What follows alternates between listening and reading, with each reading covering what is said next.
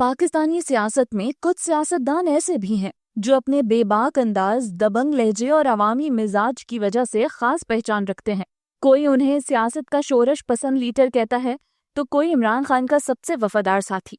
آج ہم بات کریں گے خیبر پختونخوا کے موجودہ وزیر اعلیٰ اور پاکستان تحریک انصاف کے اہم رہنما علی امین گنڈاپور کی۔ آج ہم بات کریں گے ان کی زندگی، جدوجہد اور سیاست کی مکمل کہانی پر۔ ہم آپ کو بتائیں گے کہ انہوں نے سیاست سے وزیر اعلیٰ کا سفر کیسے طے کیا، ساتھ ساتھ یہ بھی بتائیں گے کہ عمران خان کی رہائی کا معاملہ ہو یا تحریک انصاف کی آزادی مارچ، ان کا سیاسی کردار کتنا متحرک ہے۔ آگے چلنے سے پہلے اگر آپ دوستوں نے چینل کو سبسکرائب نہیں کیا تو کر لیں اور بیل آئیکن کے بٹن کو دبا دیں تاکہ آنے والی ہر نئی ویڈیو کا نوٹیفیکیشن آپ کو ملتا رہے۔ چلیں اب چلتے ہیں ویڈیو کی جانب۔ علی امین گنڈاپور 27 جنوری 1978 کو ڈیرہ اسماعیل خان میں پیدا ہوئے۔ تعلق پشتون قبیلے گنڈاپور سے ہے۔ یہ قبیلہ بہادری اور مزاحمت کے لیے مشہور رہا ہے۔ ان کے والد بھی ایک سیاسی پس منظر رکھتے تھے، لہٰذا سیاست کا شوق علی امین میں بچپن ہی سے پایا جاتا تھا۔ علی امین نے ابتدائی تعلیم ڈیرہ اسماعیل خان سے حاصل کی اور جوانی کے دور میں اپنے علاقے کے مسائل اور عوامی جذبات سے جڑ گئے۔ دوست انہیں ایک خوش مزاج مگر ضدی طبیعت کا مالک قرار دیتے ہیں۔ علی امین نے اپنی سیاسی زندگی کا آغاز پاکستان تحریک انصاف سے کیا۔ 2013 کے عام انتخابات میں پہلی بار صوبائی اسمبلی کے رکن منتخب ہوئے۔ جلد ہی انہیں صوبائی کابینہ میں وزیر ریونیو بنا دیا گیا۔ 2018 میں قومی اسمبلی کے رکن بنے اور عمران خان نے انہیں وفاقی وزیر برائے امور کشمیر و گلگت بلتستان مقرر کیا۔ یہ وہ وقت تھا جب ان کا شمار عمران خان کے قریب ترین اور وفادار ساتھیوں میں ہونے لگا۔ علی امین گنڈاپور کا سب سے بڑا سیاسی ہتھیار ان کا بے خوف اور عوامی انداز ہے۔ وہ عام لوگوں کے درمیان بیٹھ کر کھانے پینے سے لے کر جلسوں میں عوامی لہجے میں بات کرنے تک ہر جگہ نمایاں رہتے ہیں۔ ان کی تقریریں اور بیانات اکثر میڈیا اور سوشل میڈیا کی زینت بنتے ہیں۔ ایک بار انہوں نے جلسے میں کہا، میں نے کہا ہے جو عمران خان کے خلاف سازش کرے گا اس کو عوامی عدالت میں جواب دینا ہوگا۔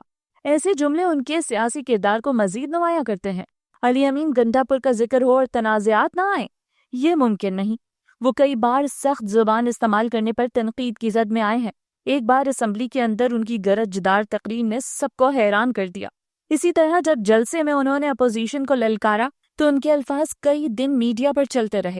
ناقدین انہیں شدت پسند زبان کا سیاست دان کہتے ہیں، لیکن چاہنے والے ان کی جرت اور بے باکی کو ان کی اصل طاقت مانتے ہیں۔ ان کے ایک مشہور جملے نے خاصی توجہ حاصل کی، ہم ڈرنے والے نہیں، ہم میدان چھوڑنے والے نہیں۔ علی امین کی سب سے نمایاں خصوصیت عمران خان کے ساتھ ان کی غیر متزلزل وفاداری ہے۔